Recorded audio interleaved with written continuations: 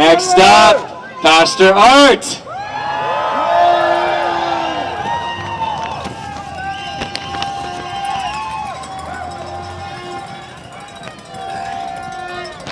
Thank you so much. Logan, that was awesome. Mister, you must be on fire. Well, I have an idea. While he was talking, I thought to myself, is there a vaccine for wisdom and truth? Because I wish Gondek and her lying minions, Kenny and Hinsha and Tom, they should be vaccinated with a vaccine called truth and wisdom. If any one of you has one, please forward it to me. I'll make sure they get one. As you know, I started this beautiful year, 2022, with a bomb, with a splash, with a shaking of the ground, literally with my own body, which was quite interesting. They approached our car, and of course those people have no idea what they're doing because they're bad actors, and they're masquerading as police officers, and they are, I call them masked bandits and gangsters, but they wanted to play police officers, but they have forgotten the script. So they were on the phone calling higher up from Hollywood, and they were asking, why are we charging him? And they're on the phone and say, oh, suspicion. Oh, okay, suspicion. You sure? Yeah, suspicion. Okay, suspicion of the bridge. We were charged. Later on, they add mischief. And then when I'm already handcuffed in a car, and I refused to talk to them, they said, you know what, let's throw another charge on him, obstruction of justice. So we spent 24 hours free of charge. I mean, you paid for it. In a very bad hotel, on concrete, shivering, and that's how we spent the first day of 2022. That excites me, because that is telling me that those devils are terrified. They've lost logic. When they make such a big mistakes, when they have no clue what they're doing, that's a very good sign. Everything we have been doing so far, friends, it's working. The hyenas don't know what to do. They're running around chasing their own tail, and it's quite pathetic right now. So here I have a few words that I put together. Here is their favorite, I guess one of their favorite heroes, second in command during the Nazi era, Hermann Goering. Kenny loves this guy, and Hinsha follows him everywhere this guy is going. Hermann Goering said those words. And if you were wondering why they hate you, why they hate the rallies, and why they are cracking on us, well, here's why. Education is dangerous.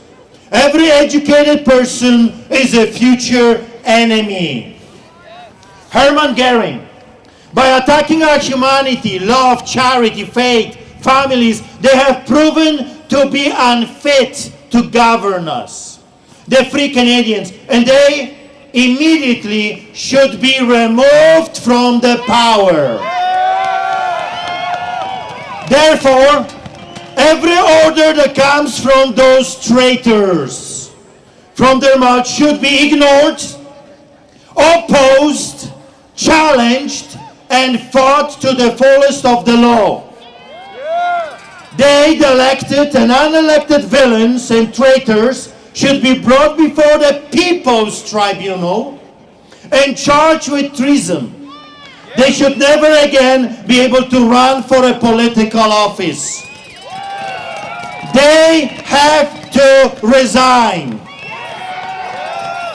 However, until then, it is our duty as true Canadians to stay strong in our beliefs, to be faithful to the Canadian Constitution and to our own Charter of Rights and Freedoms, true to our convictions, free to worship our God in our own way, free to stand up against this great evil that we see today, free to oppose those that have elected themselves above those that have elected them.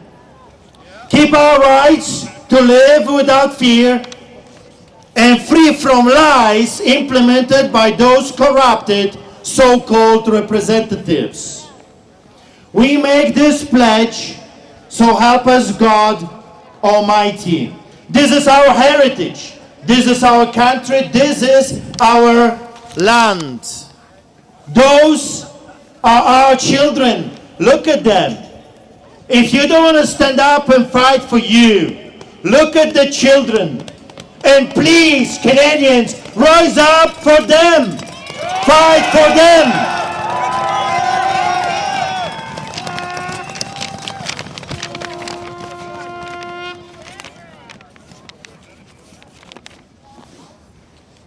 They, the evil politicians and murdering doctors, the lying propaganda media, have been destroying our families, businesses, our education and our way of life for 2 years now. It's time to push back.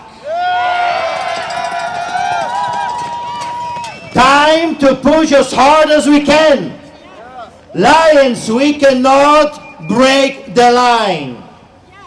The same lies, the same fear, Nazi communist tactics we see left and right. No real science, no facts, truth not allowed, propaganda chasing propaganda. They say that the problem and the risk is so huge that they have to remind us about it every single hour. The virus is so deadly that if it was not for their fear-mongering, no one would even notice that the problem even exists. 2 years of abuse of power, 2 years of hypocrisy, one law for them and one law for us. Segregation, discrimination and lawlessness. 2 years of destruction and lack of any accountability. Terror and misinformation. Punishment for those that ask questions and dare to challenge the government lie. Why? Because they know that there is no real pandemic. There is no real emergency. The jab has caused more health issues than all of the flus combined together. By now, everyone with a brain knows that. Them canceling our ability to provide for our loved ones is an open attack against Canadian citizenship.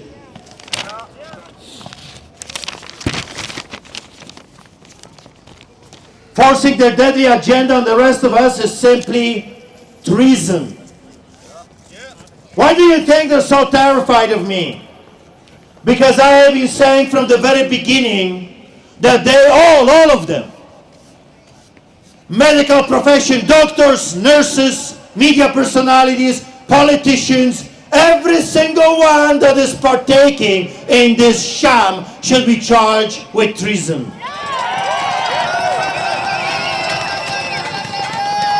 And they know that when we the people, when we take back our nation back, we will go after them, and that's what terrifies them the most. They all should be charged for crimes against humanity. Nuremberg trials are needed now more than ever.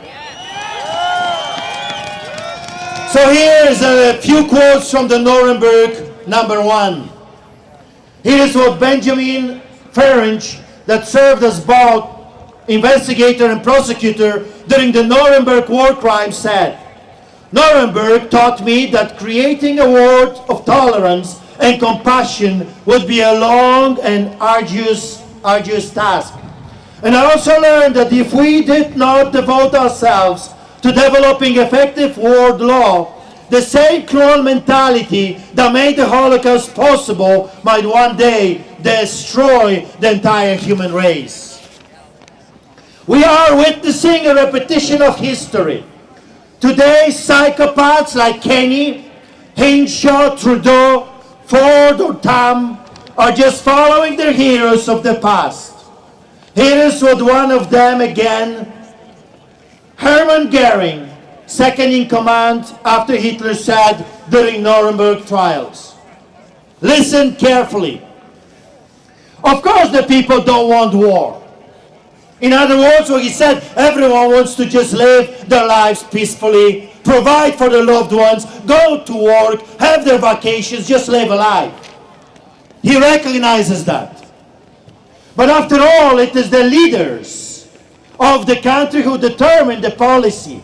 And it's always a simple matter to drag the people along, whether it's democracy, a fascist dictatorship, or a parliament, or a communist dictatorship. Voice or no voice, the people can always be brought to the bidding of the leaders. That is easy, he says. All you have to do is tell them they're being attacked and denounce the pacifists for lack of patriotism and exposing the country to greater danger. Is that not exactly to the T what we're seeing right now? They're threatening us with an invisible enemy, and anyone that opposes them somehow is the wicked and evil one, while at the same time they are the Nazi and communists of today. I have only one thing for them. One day the tables will turn. One day we the people will take back what's rightfully ours.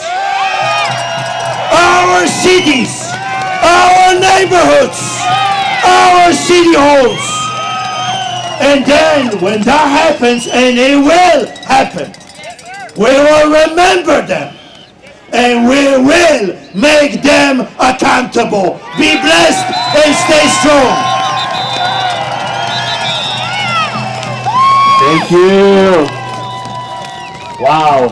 I need to add to that real fast.